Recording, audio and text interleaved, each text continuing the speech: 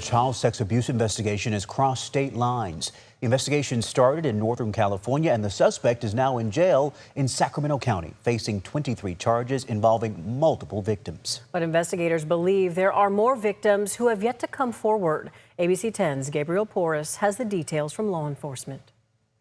Deputies are still investigating the case and trying to figure out just how many victims there are, so they're withholding some information. But they did today release one sickening detail that some of the unreported victims may be friends of the accused sexual abuser's own children.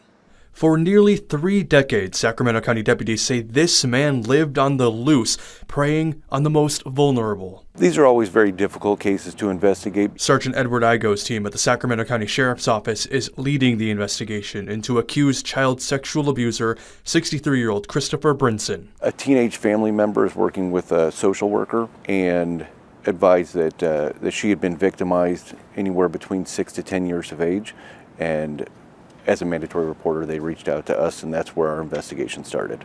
That May 2024 tip led to 23 felony counts of lewd and lascivious acts with a child under 14. At this time, we have multiple victims, including a family member. We do know that he's moved numerous times throughout these last 30 years. The Sheriff's Office says he's lived at 17 addresses across Sacramento and in Stockton, Visalia, Farmersville, and the states of Montana and Alabama. He was born out in Alabama. He was a California resident for some time.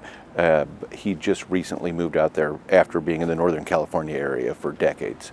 In his home state of Alabama in early December, deputies arrested Brinson and extradited him to Sacramento County, where investigators say their work isn't over.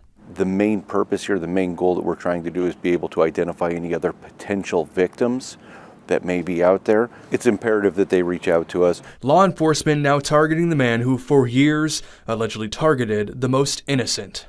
Based upon the timeline, it can make the investigation more difficult. The investigators that we have are top-notch, and they're going to make sure that justice is available for these victims.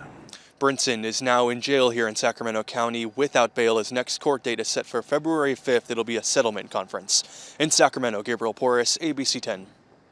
Gabriel, thank you. Anyone who was a victim or has information on possible victims can call the Sheriff's Office Child Abuse Bureau.